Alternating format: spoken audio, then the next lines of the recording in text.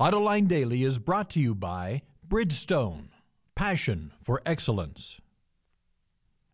Here are today's top headlines. The strong yen is clobbering Japanese automakers.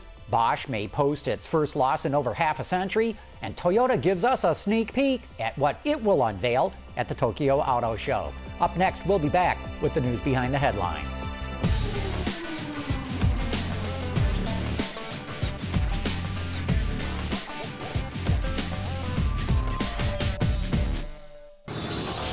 This is Autoline Daily for Tuesday, October 6, 2009, and now the news.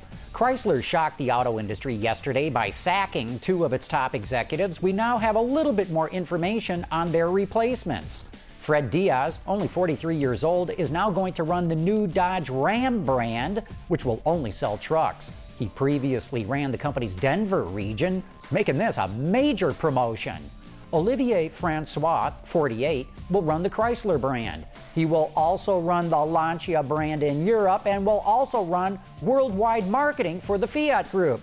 I'm telling you, that boy is going to be busy. The AFP says that reports out of Germany believe Bosch could report its first loss since the end of the Second World War. It says the world's largest automotive supplier could lose 3 billion euros, about $4.4 billion. Bosch calls this report speculative, but in an unusual move, the company recently sold its brake operations in the U.S. to Japanese supplier Akebono. The strong yen is deeply affecting Japanese automakers. Autoblog reports Honda is closing its European design studio located just outside of Frankfurt, Germany. That studio has been in place since 1992, and the Wall Street Journal reports that both Toyota and Honda say the rise of the yen against the dollar will make it difficult for them to return to profitability. As of today, the yen stands at only 89 to the dollar. Bloomberg reports that the U.S. International Trade Commission will start a probe to see if Toyota has infringed on the patents of Pace LLC. As we've reported earlier, Pace is a private company that patented its hybrid system before Toyota did. It has won a civil suit against Toyota and is now trying to get the ITC to ban imports of all Toyota hybrids into the American market. In other Toyota news, the company's gearing up for the Tokyo Auto Show with a number of interesting entries. The first of these is the FT-86 concept car, which Toyota says is pronounced Achiroku, which means 86. Amazingly, this thing's powered by a 2-liter Boxer engine from none other than Subaru. Toyota says the car's lightweight body and low center of gravity give it race-like handling. Toyota will also officially unveil its plug-in version of the Prius. It uses a lithium-ion battery pack to deliver 130 miles to the gallon based on the Japanese driving cycle. It will emit only 42 grams of CO2 per kilometer and deliver 20 kilometers for about 12 miles of pure EV range. The battery can be recharged in 2 hours on 100 volts and just over an hour and a half at 200 volts. Next up here is the world premiere of the FT EV2. Toyota says this electric car is more compact than the tiny IQ, but can still hold 4 passengers. Note the extremely low cowl with the extra glass below the windshield for better forward visibility. It has a top speed of 100 kilometers an hour, which is just over 60 miles an hour, and it has a driving range of 90 kilometers. That must mean it has a pretty small battery pack, which could help hold down the cost. Coming up next, a look at Kia's handsome compact car, the Forte. But is the beauty only skin deep? We'll be back right after this.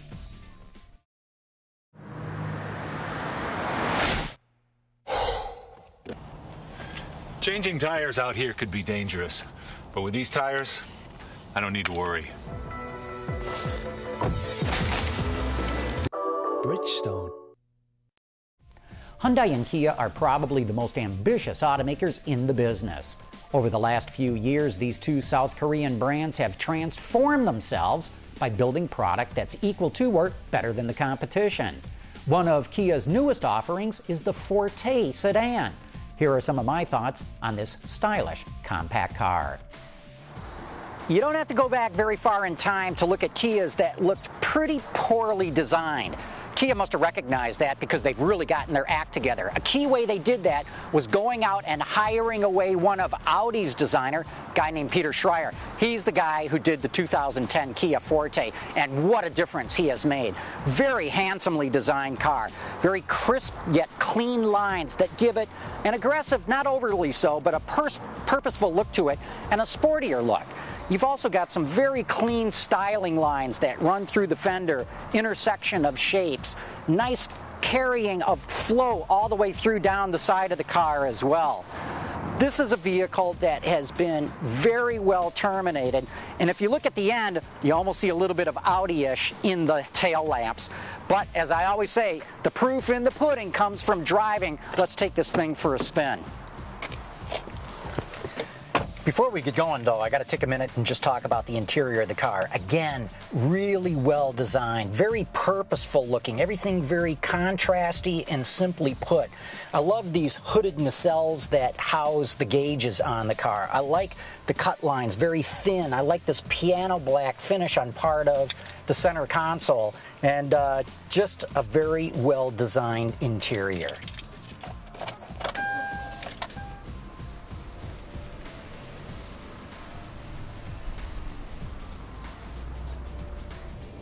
Even though this is a very handsomely designed car, the development doesn't seem to be as good as the styling. When I go over bumps, I hear buzzes throughout the vehicle as different plastic parts get excited and start resonating.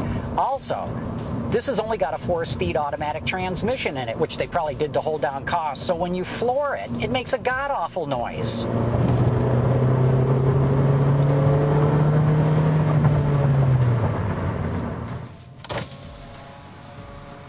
The Forte is roughly the same size, same weight, and almost the same price as the Honda Civic. This thing's at about $19,000 as equipped right here. Is it as good as a Civic? No. Looks better than a Civic, doesn't drive as good as one. The company really nailed the design and execution of the Forte. It's sharp looking inside and out, and in typical Kia fashion, it offers a lot of bang for the buck. But the NVH issues were eye-opening. The car really needs some more attention under the hood, and probably a good 6-speed automatic transmission to make it an all-star. And that is it for today's top news in the global automotive industry. Thanks for watching. We'll see you tomorrow.